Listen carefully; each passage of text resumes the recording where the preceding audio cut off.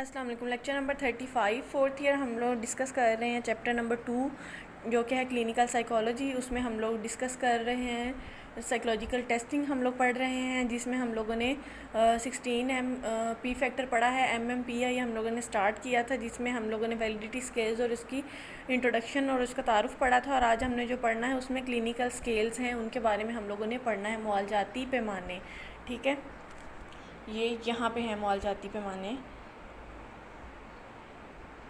This one معالجاتی پیمانے یا clinical scales ان کو کہتے ہیں, ٹھیک ہے. اگر اس میں سب سے پہلا جو ہے اس کو ہم کہیں گے مراک, اردو میں مراک ہائپوکونڈریسس اسکیل اس کو کہیں گے, اس لیے اس کی شارٹ ایبریویشن جو ہوگی وہ ایچ اسکیل کہلائے گی. اس میں کیا ہوتا ہے, جو اسکور ہوتا ہے فرد کے جسمانی افعال کے بارے میں محتاط اور فکر مند رویے کو ظاہر کرتا ہے کہ مطلب اگر وہ جو بھی ڈسکرائب یا جو بھی دکھانے کی کوشش کر رہا ہے اس سے اس کا پتہ چلے گا کہ وہ کتنا فکر مند ہے اپنے رویے کے بارے میں. کہ وہ چھوٹی چھوٹی بات کو اگر بڑھا چڑھا کر بیان کرتا ہے تو وہ بھی اگر وہ سمجھتا ہے کہ کوئی بڑا مرض اس پر حملہ اور ہونے والا ہے. اور اس اسکیل پر زیادہ اسکور کرنے والے افراد میں مراک کی موجودگی موجود ہوتی ہے کہ مطلب اس اگر ایچ ایس پہ زیادہ لوگوں کے جو ہوں گے آنسر ڈپینڈ کریں گے وہ کس چیز کے, ان کی موجودگی ان میں مراک کی موجودگی پائی جائے گی. اور نمبر 2 پہ اگر ہم بات کریں ڈپریشن, تو اس کو انہوں نے ڈی سے ظاہر کیا ہے. یہ ایسے اسکورس ہوں گے جس میں فرد جو ہے وہ اس کی افسردگی یا اس کی سیڈنیس کو مارک کرے گا یا اس کی نشاندہی کرے گا. یہ اسکور جو ہیں فرد کے اس کے اخلاق کے بارے میں ہے کہ مطلب وہ خود کے بارے میں اس میں کتنی خود اعتمادی ہے یا کتنی خود سیلف کانفیڈنس کی کمی ہے, کتنا وہ تنہا رہنا پسند کرتا ہے اور کتنا وہ اپنے ارد گرد کے ماحول سے عدم دلچسپی رکھتا ہے, مطلب کوئی انٹرسٹ شو نہیں کرتا. اور کن طرح کے اس نے کویسچنس جو ہیں ان پہ سیڈنس کا اظہار کیا ہے, یہ ساری چیزیں بھی اس کا ہمیں بتائیں گی کہ وہ کس سٹیج پہ لائے کر رہے ہیں. اگر ہسٹیریا کی بات کی جائے تو اس میں بھی فرد میں جسمانی امراض کی علامات پائی جاتی ہیں. یہ ہسٹیریا کے جو مریضوں کے بارے میں یہ واضح کرانا مشکل ہو جاتا ہے کہ فرد حقیقتاً جسمانی مرض میں مبتلا یا اس کی وجہ ہسٹیریا کے مطلب یا تو اس کی جسمانی مرض ہوگا, نہیں تو اگر اس کی سمجھ نہیں آ رہی ہوگی تو یا اس کو ہسٹیریا ہوگا. تاہم اس اسکیل پر زیادہ اسکور ہسٹیریا کی نشاندہی کرے گا. مطلب اس اسکور پہ جو HY اسکور پہ لوگ لائے کر رہے ہوں گے وہ ان سے ہمیں پتہ چلے گا کہ ان میں ہسٹیریا پایا جا رہا ہے.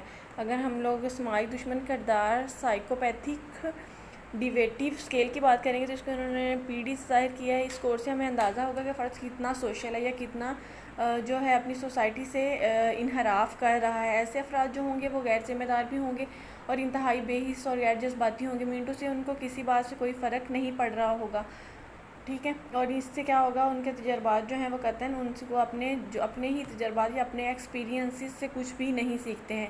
اس اسکیل پر جتنا زیادہ اسکور کی شدت ہوگی اتنا زیادہ ہی فرد میں یہ علامات پائی جائیں گی. اگر 5th پوائنٹ کی بات کریں اس میں ہے صنف مخالف میں دلچسپی, انٹرسٹ اسکیل.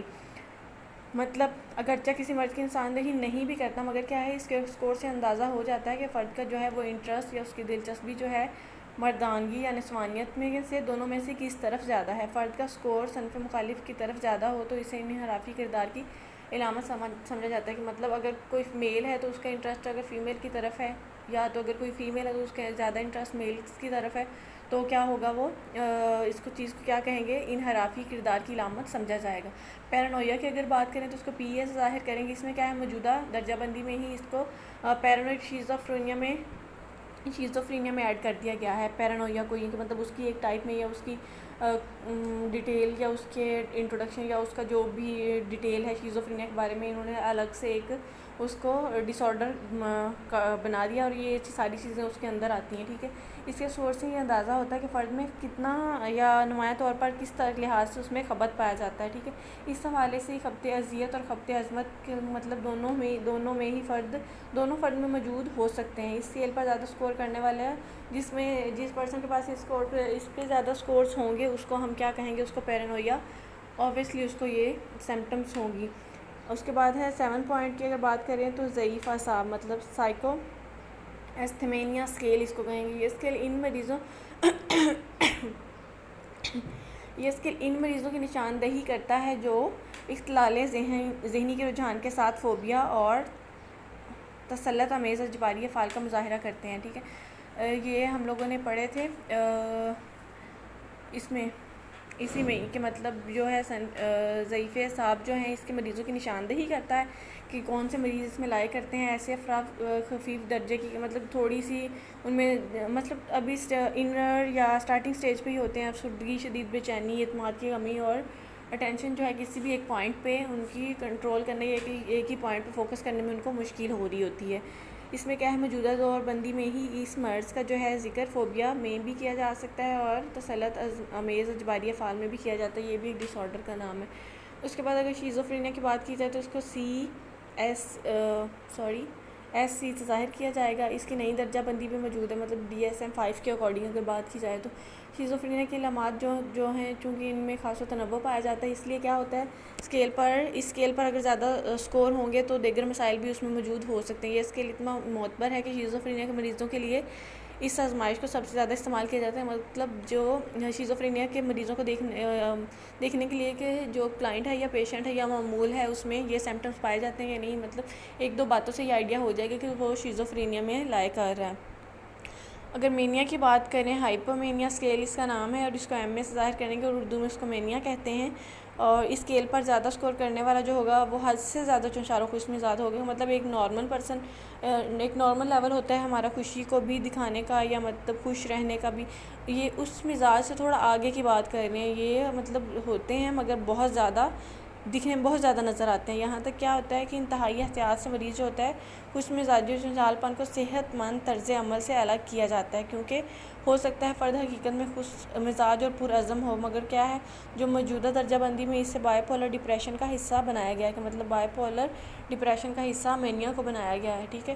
اس کے بعد ہے سماجی دلچسپی، سوشل انٹرسٹ کتنا ہے. یہ بھی اس اسکیل سے ہمیں آئیڈیا ہو جائے گا کہ وہ سوسائٹی میں کن چیزوں پر یا کن افراد یا تعلقات سے گریزاں ہے، تعلقات بنانا چاہتا ہے، سوسائٹی کے ساتھ نارمل ہے یا نہیں. یہ ساری چیزیں ہمیں اس اسکیل کے اکارڈنگ پتہ چل جائیں گی. ٹھیک ہے. MMPI سے خفیف شدہ جو ذہنی امراض کی تشخیص کی جاتی ہے، اس کے استعمال سے واضح ہو جاتا ہے کہ فرد کو کون سا مرض ہے. ٹھیک ہے. MMPI کے اکارڈنگ اوبویسلی آئیڈیا ہو جاتا ہے کہ یہ اس کو کون سا مرض اس میں موجود ہے. مطلب یہ جو سارے ہم نے امراض پڑھے ہیں، شیزوفرینیا، مینیا، ڈپریشن، ہسٹیریا، امراض اور پیرانویا کی موجودگی ہی جو ہے فرد کو صنف مخالف کی طرف رجحان اور دلچسپی کا اندازہ بھی آٹومیٹیکلی اسی آزمائش کی مدد سے لگایا جا سکتا ہے. اگر نارمل افراد پر ان کو اپلائی کیا جائے تو کیا ہوتا ہے، یہاں پہ ہیں ہم لوگ، اس سے معلوم ہو جاتا ہے کہ فرد مکمل طور پر صحت مند ہے یا اس میں کسی مرض میں مبتلا ہے. کہ مطلب یا تو پتہ چل جائے گا کہ وہ مکمل طور پر صحت مند ہے یا نہیں، اور اگر نہیں ہے تو پتہ چل جائے گا کہ وہ کس ڈس آرڈر میں لائے کر رہا ہے. ٹھیک ہے. اس آزمائش کے جو ہیں بہت سے بیانات جو ہیں وہ CPI کیلیفورنیا کی ذہنی آزمائش میں استعمال کیے گئے ہیں. مطلب ابھی ہم MMPI کی بات کر رہے ہیں، نیکسٹ جو ہم لوگ ڈسکس کریں گے وہ CPI ہوگی. تو مطلب اس کے جو بیانات ہیں کچھ وہ CPI آزمائش میں بھی استعمال کیے گئے ہیں. مگر کیا ہے کہ جو بہترین آزمائش تھی تاہم موجودہ دور میں اس سے استفادہ حاصل کرنے کا رجحان کم ہے. کہ مطلب یہ جو ہے بہترین آزمائش تھی مگر جو آج کا دور ہے تب آج کے دور میں اس کو استعمال کرنے یا اس کی طرف کا رجحان کم ہے. اگر آپ لوگ کو اس میں کسی بھی پوائنٹ میں یا یہ جو ہم نے پڑھے ہیں کلینیکل اسکیلز، ان میں سے کسی کی بھی سمجھ نہیں آئی ہو تو آپ لوگ پوچھ سکتے ہیں. Thank you. اللہ حافظ.